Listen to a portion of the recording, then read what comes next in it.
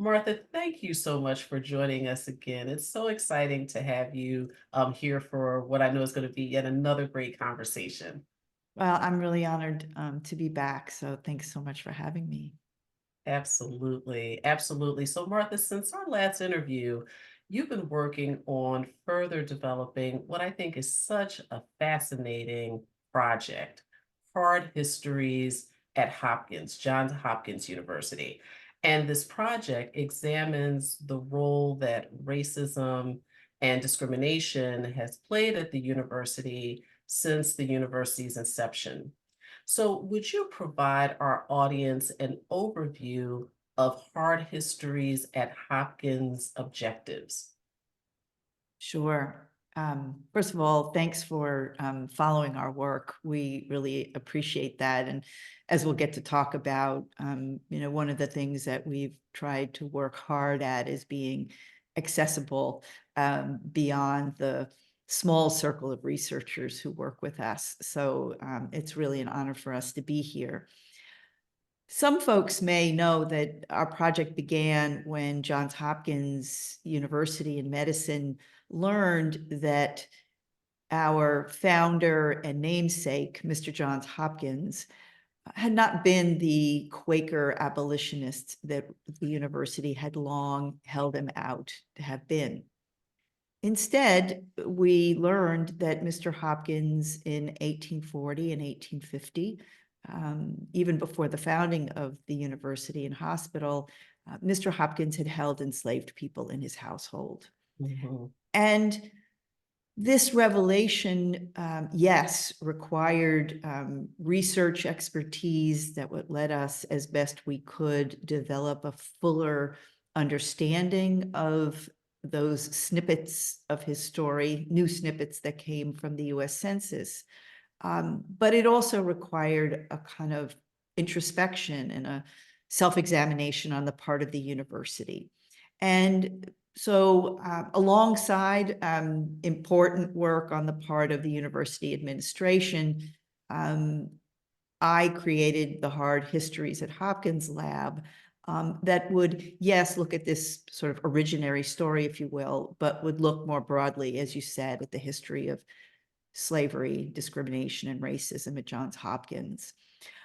It really connects with important work that was already ongoing, and that was the consortium that is called Universities Studying Slavery. I think we were number 74 or 75 among the universities and colleges that have joined that initiative.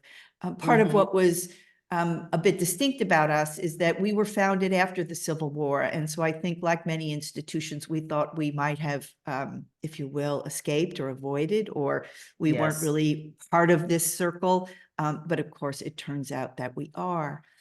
Um, so there we are, joining a bigger effort and a kind of reckoning of with colleges and universities across the country to think about the connections of our founding to slavery.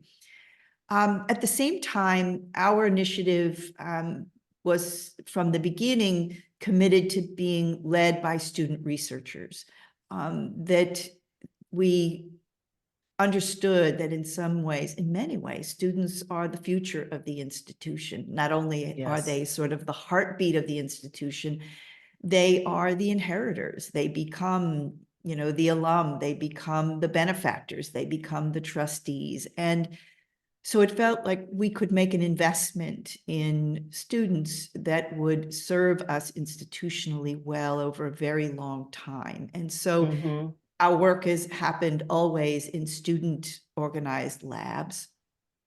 And then we wanted to very quickly think deliberately about how the work we were doing was not only a Johns Hopkins initiative. Now, some of your followers may know, Johns Hopkins it's a big footprint in Baltimore and Maryland. If I'm not mistaken, we're the largest private employer in the state, for example. Okay. Mhm. Um, and yet we knew early on that the kinds of questions we were asking about our institution, other institutions in Baltimore were also asking about themselves. Museums, other cultural institutions, educational institutions, historic sites, many of which were founded in the middle of the 19th century, had told their stories, much as we did, in a sanitized way, were also beginning to do research and engage in this self-examination. And so the last of our goals really was to place ourselves in that broader constellation and open ourselves up to a different kind of accountability that comes with being one in a local consortium rather than the only one as Mm, we might have been. Wow, what an incredible assemblage of activities. And really what is compelling to think about are these student-led labs. So could you talk a little more about how those labs are constructed, managed? Of course, students graduate, and so how do you transition with the new group coming in and the group that will be moving towards commencement? Really interested in hearing a little more about that. Yeah, any educator knows, you've only got so many weeks, and Yes. for historians, 12, 13, 14 weeks can seem like a nanosecond, given, that I have written books that have taken more than a decade, and I don't think Right. I'm unusual in that regard. So this is one of the questions we confronted early on is, how do we incorporate students who are with us for 14 weeks? At the same time, how do we respond to a community, both on campus and off, that wants answers, and they don't want to wait 10 years until I've done the sort of historian's job that I did. So we really changed the model by breaking the research into small, doable bits um, Mm-hmm. over the course of a semester, putting students into teams so that they could partner on a question, partner on an archive, and do a deep dive collaboratively. We have benefited extraordinarily from archivists and librarians who partner with us, roll up their sleeves and make sure that students not only have a deep orientation to the archive, but have, again, that professional expert companionship in the archive. Mm-hmm. I'll say we started, as many projects have in recent years, during COVID. And for example, the Maryland State Archives digitized things and made them available to us remotely, so that student researchers could, in the course of a semester, produce work. And so in a way, it turned out to be a great gift to us because we already had pressure from our constituents and our followers to produce work in a timely way, to release findings in a timely way. And now with student researchers, we could do that. Last thing on this is graduate students have been the glue, if you will. Graduate Mm. students have stayed with us over the course of a year, over the course of semesters, over the course and the life of the project, so that they, in many ways, are the continuity from semester to semester as research assistants, as teaching assistants. I don't think we could have executed this model if we didn't have that kind of presence of graduate students. Yeah, thank you so much. Martha, I want to ask a question about how we can help to reckon this notion of higher education institutions contributing to systemic racism. Because we know that there are some people that really have a difficult time with this concept, that higher education institutions are really in many aspects a part of these broader complications that we find ourselves in as a society. And so how does the Hard Histories at Hopkins project seek to really educate without alienating? Because I also know this is a really divisive topic. Yeah. there's a lot to say on this. I know. Maybe I know. let me start with the last part, and Mhm. say that I loved your phrase, educate, but not alienate. Yes. And this it captures one of the challenges that we faced from the beginning. Again, your followers may or may not know, but Johns Hopkins has a long and deeply fraught relationship to the city of Baltimore, and in particular to Black Baltimoreans. And we did a research Mhm. piece on this question one semester, really trying to discover the fabric of that with some of our student researchers. But for us, this meant, first of all, I think, troubling expertise and pulling back the curtain on how we do what we do. Frequently, as scholars, we present conclusions. They're tied up neatly. They're wrapped up in a package that often looks like a book or article. And we don't show folks the messy behind the scenes of how we Right. get where we go.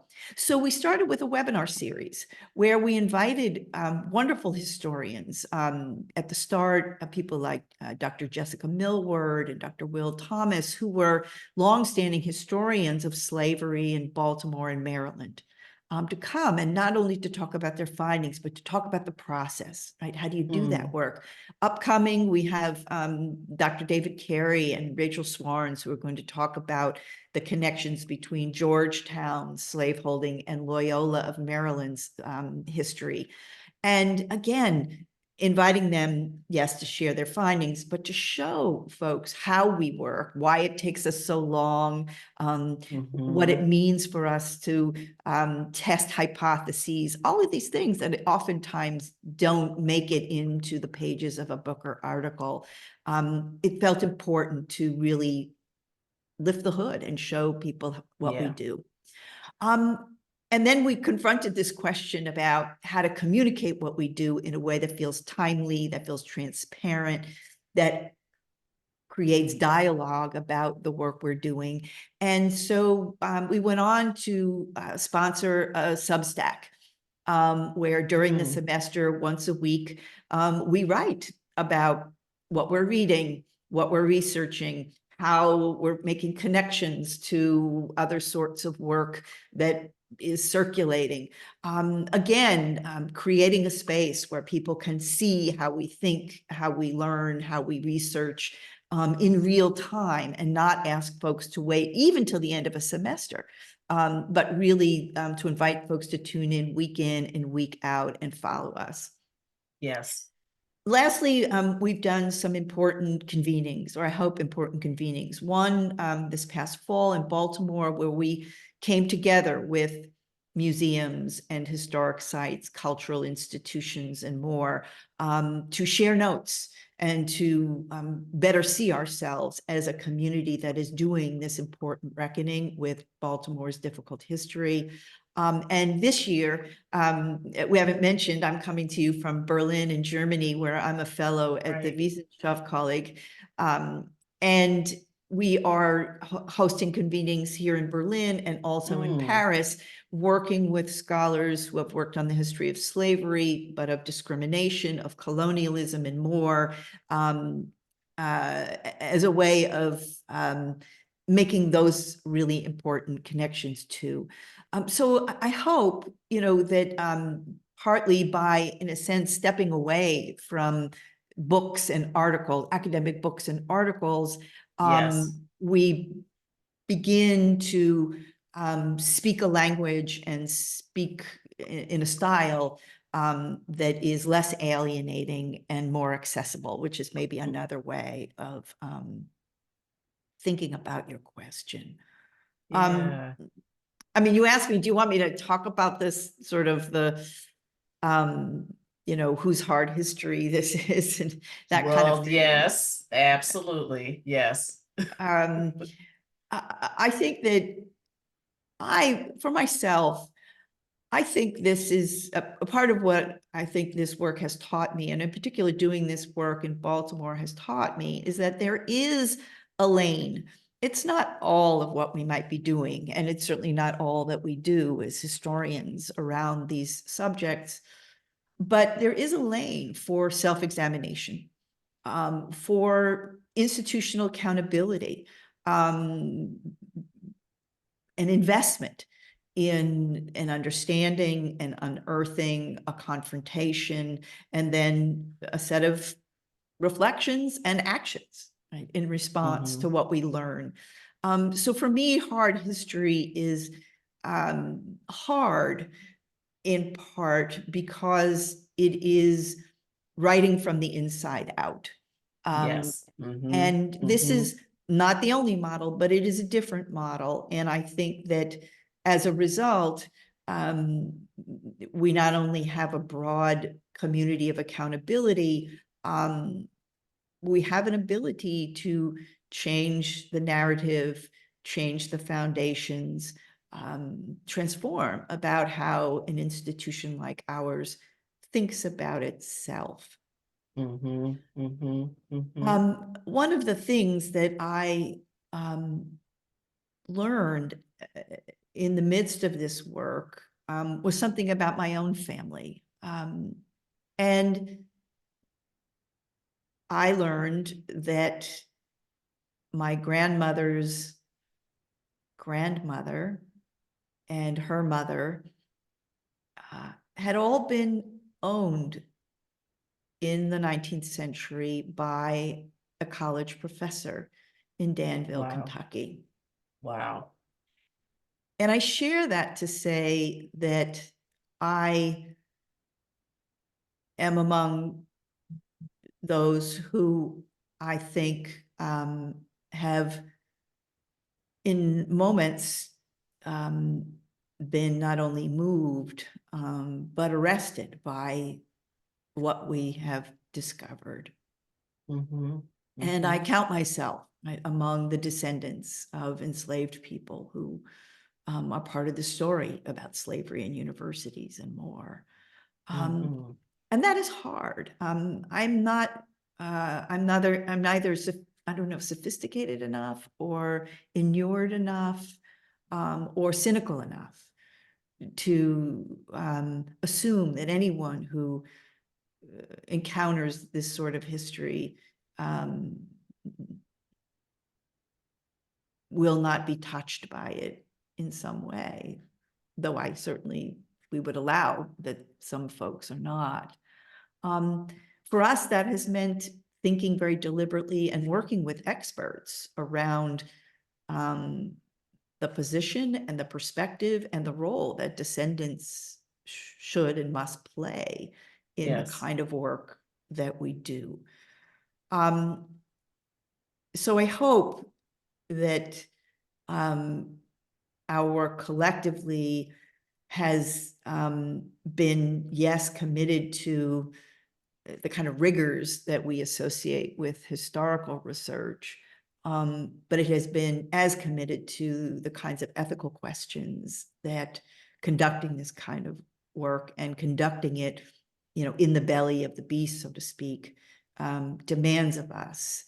And it would be not wholly forthcoming to say that that's always easy or that that's always straightforward. We are in a constant negotiation institutionally and otherwise.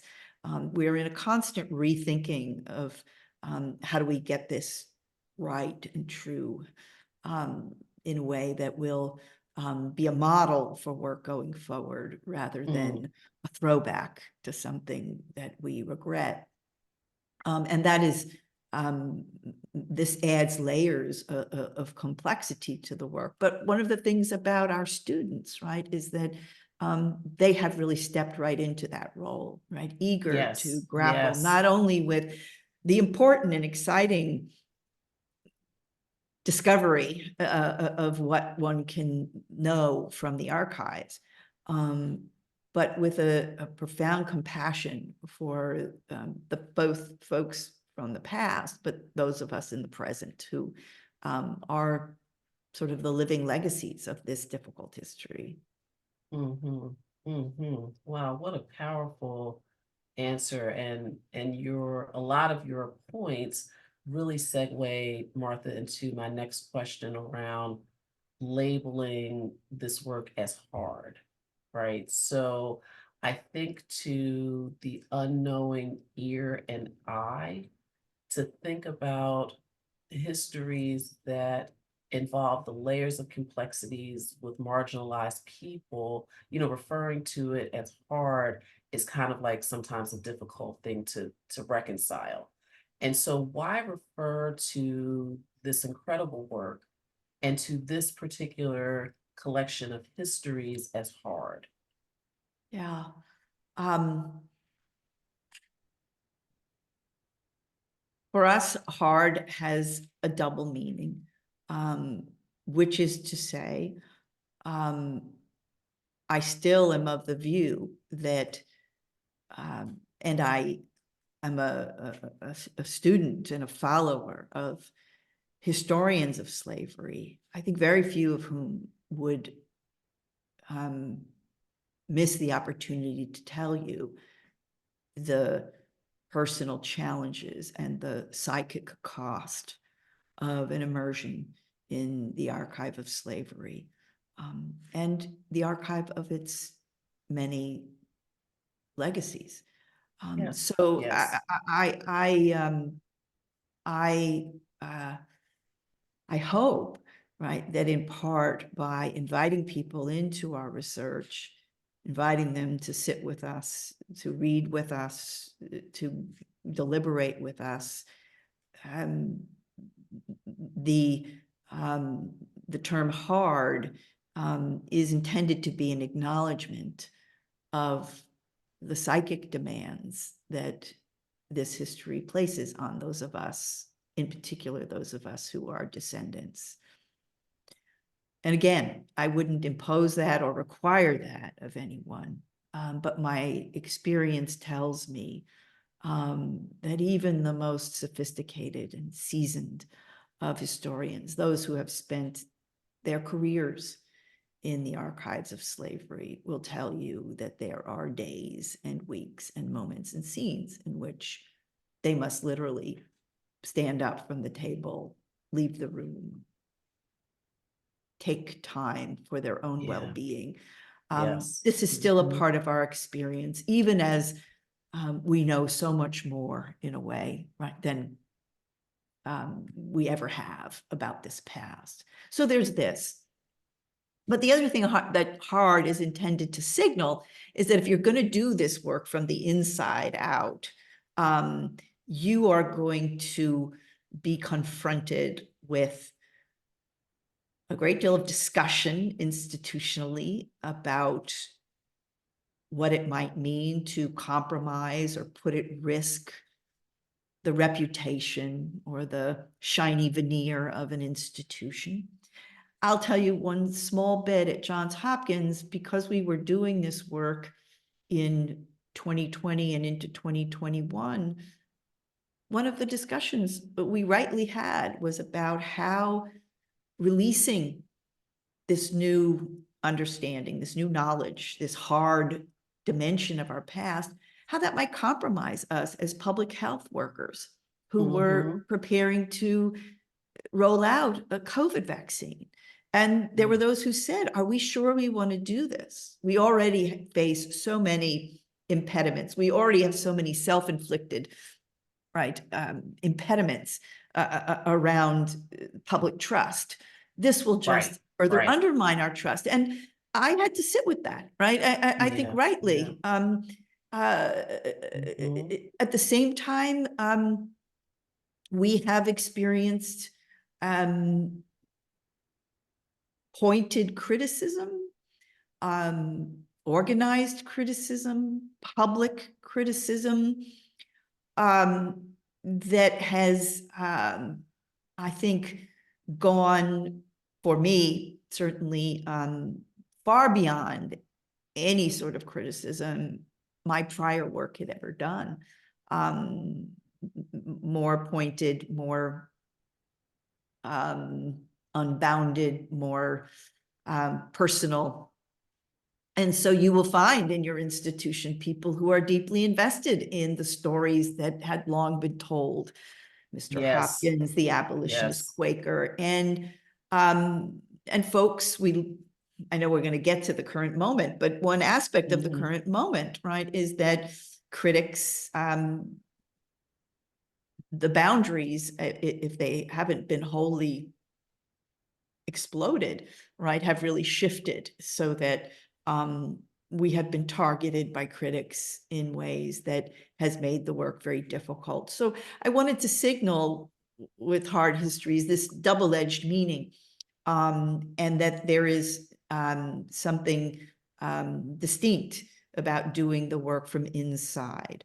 I'll say Mhm. the last thing, I'm a tenured professor. It seems that still has a meaning in terms of Yes, insulating us from criticism. I work pursuant to academic freedom, but in some quarters, hard history work is being done by librarians. yes. It's being done by archivists. It's being done by curators, people who don't enjoy the same privileged insulation that I do from criticism. That's hard, right? That's Yes. risky in real terms. And we want to Mhm. acknowledge that. That is a particular position to be in vis-a-vis this sort of work. And yet, in our community, there are many people doing this hard work day in and day out, not only absorbing the psychic challenges, but also the risks that presents them with in their standing, in their advancement, and their security in their jobs. Right, right, absolutely. And, I know there's a lot of ongoing discourse, Martha, within the academy around kind of who should be under the cloak or the tent of protection of academic freedom, right? Yet Yes. so many of our colleagues, be they tenured or not, are really working diligently despite, the climate that we're all in right now, to forward this knowledge. I think, and I appreciate you honoring that and lifting that up. Yeah, and I would say, I was very clear, Hard Histories is not a direct instrument of the university. It is my research initiative that unfolds under this umbrella of academic freedom. But my argument has been anybody in the university community who is tasked with research should enjoy the same protections, right? Yes, yes, I don't know, once you're no longer tasked, I don't know where the line might be, maybe cataloging, versus research in a library. Should there be a spectrum? But it has opened up, I think, at an important moment, it has reinforced our open commitment to academic freedom. yes, yes, absolutely. We could spend hours just on Mm, that point. Oh my goodness. Indeed, indeed. And I do want us to shift to the current times, as you were saying. And again, interestingly, this notion, while it has some elements on the nexus of academic freedom, here we go again, with this energy, deeply politicized energy, right, around knowledge and knowledge banning, right? And so one of your books, Vanguard, was banned a few years ago. And we have since then seen this remarkably swift and deeply strategic uptick in book and knowledge banning in the United States. And so it really makes a project like Hard Histories at Hopkins so timely and so highly relevant. But what do you make of this deliberate attempt to sanitize American history? And what can we in the academy do about it? So if we don't necessarily have the resources or the capacity to advance, a multi-tiered project like a hard history at Hopkins, what can we do in this moment to really cloak and envelope the importance of knowledge sharing, not knowledge sanitizing and banning? yeah. Um, the first thing I'll say is thank you to the American Library Association, because when my book was challenged, I was at a loss Yeah. for how to proceed, and discovered, it was like a revelation that the American Library Association was there, that expert folks there understood exactly what was happening to me and to my book. They helped me to understand, and most importantly, they took action, right? And so it's so important to any chance I have to acknowledge that. And if folks don't know about this work, tune in and you will, I think, be very moved by how folks are in very difficult times championing knowledge, books, all the things that so many of us stand for. I mentioned I'm in Berlin this semester, and one of the things that has most directly shocked colleagues about the many things that might shock them about being an academic in the US at this moment is Right. that my work has been suppressed and banned in the United States. Yes. They find this stunning. So I mentioned that to say that to bring into relief, right, that there is something happening in the US that is distinct and is serious and is shocking to Yes. people from many parts of the world, including people who come from parts of the world where authoritarian regimes have held sway for many years. This is shocking. What should we Yes. do? Yes. What should we do? I think the first thing I want to say is we must not be cynical. We must not be cynical. I think it is too easy to say it's always been like this, or of course it's like this. I really think we must hold ourselves accountable to being present and to lift up one another and our capacities to be present for the challenges that we face. I then think some of us need to become new kinds of educators. I'm someone who imagined I would spend my career teaching in college and university classrooms and seminars and lecture halls.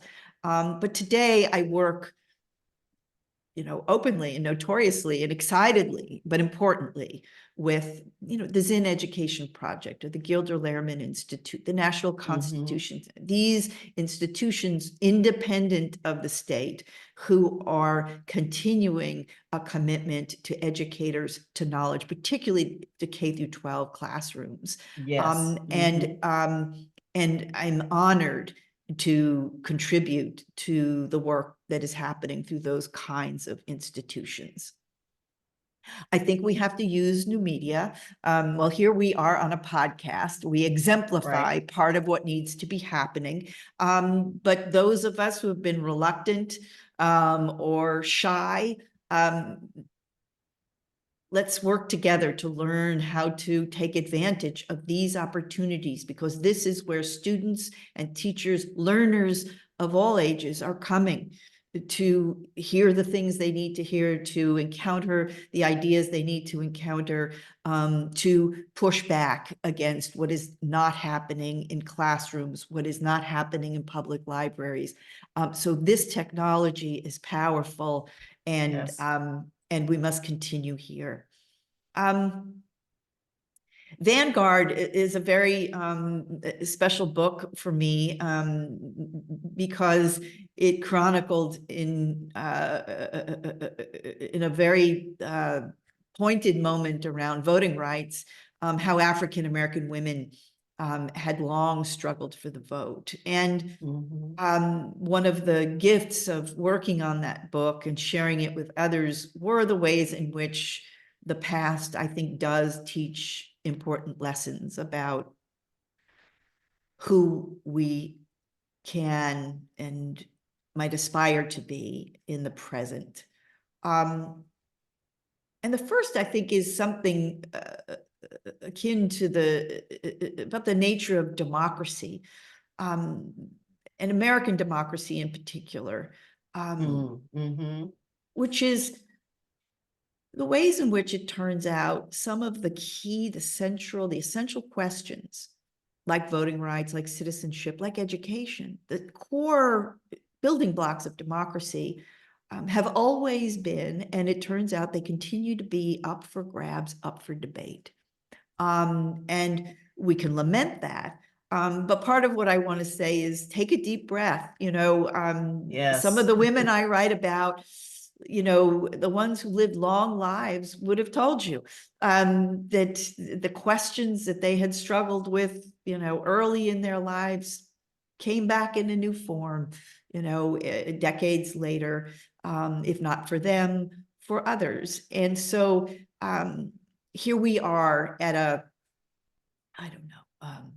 at another juncture, but not the first juncture, right? In Correct. which, in That's right. particular, Black history is challenged, suppressed, denigrated, and more. Yes. Yes. I write about the beginning of the 20th century. So a century ago, Carter G. Woodson founds the Association for the Study of Negro Life and History. Why? Well, Carter Woodson is a brilliant historian and an entrepreneur par excellence. But what he knows is that Black history and Black historians are boxed out of major universities, major centers of research, the major journals, etc. And he builds an association for Black history. And That's so right. here we need to be, as we can, small scale, big scale, entrepreneurs, builders of infrastructure that will promote and nourish and hold and share our ideas. I don't know. So I don't know. But so for me, this is about, in some ways, I think, there's an often invoked phrase from President Obama, which is that striving toward a more perfect union. I agree with the president on the striving part, but I don't think we may see ourselves ever as a perfect union. It's the striving that is really characteristic of this country. And we are in a moment where we are, mightily striving for values that even democracy doesn't guarantee to us. That we have to breathe those values. And that was the women of Vanguard, they breathe their sense of an entitlement to citizenship and voting rights. They breathe that into the nation. They don't receive that. Nobody gives that to them.